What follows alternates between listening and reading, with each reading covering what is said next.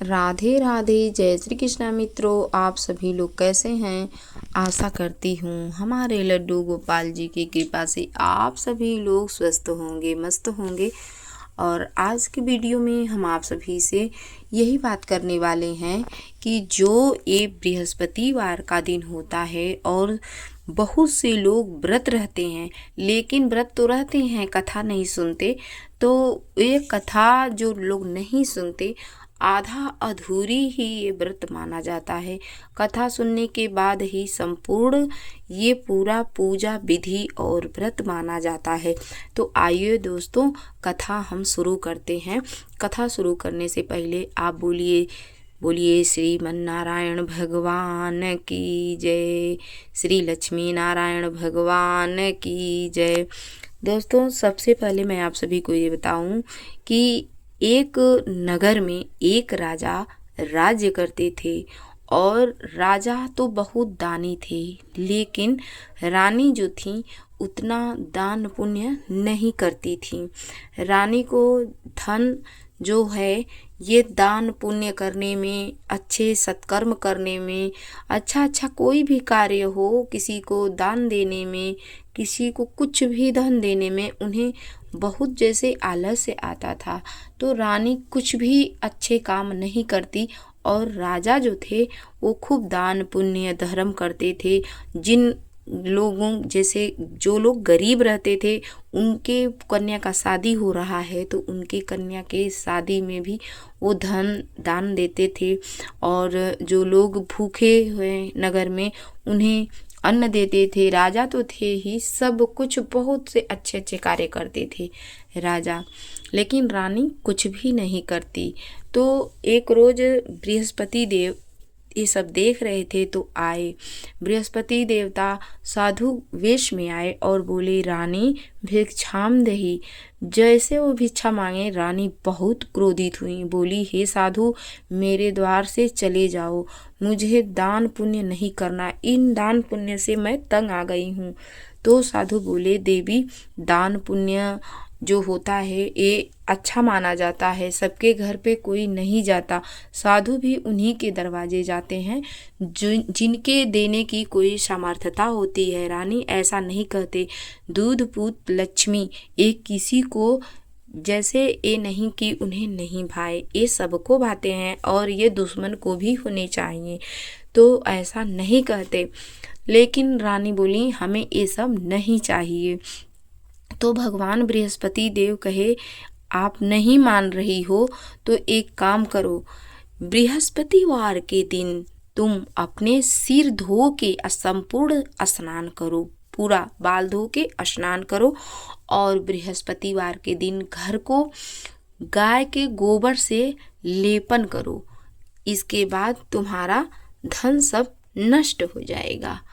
तो बृहस्पति देवता वो तो थे, साधु वेश में आए थे, अंतर्ध्यान हो गए, चले गए। तो साधु के कहे अनुसार रानी ने सेम ऐसा ही किया। 2 ही बृहस्पतिवार बीते थे कि रानी का संपूर्ण धन नष्ट हो गया। अब राजा और रानी भिखारी बन गए, रोड पे आ गए। जहाँ इतना राजा, अब वो रोड पे आ गए। नगर ग्राम में उनकी बड़ी हंसी होती, जहाँ जाते तहाँ मुंह छुपाते फिरते राजा रानी, और उन्हें बहुत निर्लज्जता, कैसे अब क्या करें, बहुत शर्माते हमारे ये जो राजा। लेकिन एक रोज ऐसे ही रानी दुखी हुई और अपने ये कि हम कितना अमीर थे, धन दौलत था, आज हम एक एक दाना के लिए तड़प रहे हैं, बस मेरी ही कमी से। लेकिन अब रानी करे भी क्या। तो एक रोज रानी ने अपनी दासी से कही कि दासी, बगल वाले गांव में मेरी बहन है, बहुत अमीर है, उसके पास बहुत धन धान्य है, आप वहाँ पे जाओ, कुछ हमारी बहन मदद करेगी तो हम लोगों को कुछ खाने पीने का काम चल जाएगा। तो दासी ने गई, लेकिन जब दासी ने अपनी रानी की संपूर्ण कहानी सुनाई तो उनकी बहन कोई उत्तर नहीं दी, क्योंकि वो बृहस्पतिवार का व्रत की थी और बृहस्पतिवार व्रत कथा वो सुन रही थी, तो इसलिए वो बोली नहीं। लेकिन वो दासी जब सुनी तो दासी जब वो कुछ नहीं बोली रानी, तो धीरे से अपने यहाँ आई और अपनी रानी को खबर दी कि आपकी बहन नहीं बोली और आपकी मैं सब कथा सुनाई, फिर भी वो कुछ भी नहीं बोली, तो मैं चली आई। तो उधर रानी के बहन की कथा संपन्न हुई भगवान विष्णु की। तैसे ही रानी दौड़े भागे अपने बहन के पास आई और बहन के पास आई तो बोली, बहन मैं बृहस्पतिवार का व्रत कथा सुन रही थी और संपूर्ण कहानी बताई जो हुआ था। तो उनकी बहन बोली, बहन तुमसे क्या छुपा है, देख तो रही हो कि मेरी कैसी अवस्था इस टाइम की चल रही है, तो आप से ही कुछ सहायता के लिए मैं भेजी थी कि जाओ मेरी बहन से मांग लाओ। तो बहन ने कही, जाओ बृहस्पतिवार का आज दिन है, भगवान की कृपा से आपके घर में ज़रूर कुछ खाने पीने का सामान मिलेगा। तो दासी को अंदर भेजी रानी। दासी गई तो ज़रूर उनके घर में एक खाने पीने का सामान अन्न मिला। तो रानी बहुत खुश हुई। दासी बोली, रानी हम लोगों को जब कुछ खाने पीने को नहीं मिलता है तो हम लोग तो दासी यही कही बार बार कि हम लोग तो व्रत रोज ही रहते हैं, अगर हम लोग व्रत रहें बृहस्पति भगवान का तो कौन सही हमारे पे भी भगवान की कृपा हो जाए। तो रानी बोली, तुम ठीक कह रही हो। तो रानी ने 2 ही बृहस्पतिवार का व्रत की थी रानी और राजा। राजा की संपूर्ण संपत्ति वापस मिल गई। रानी और राजा बहुत ही खुश हुए। राजा अपनी रानी से अनन्य प्रेम करने लगे।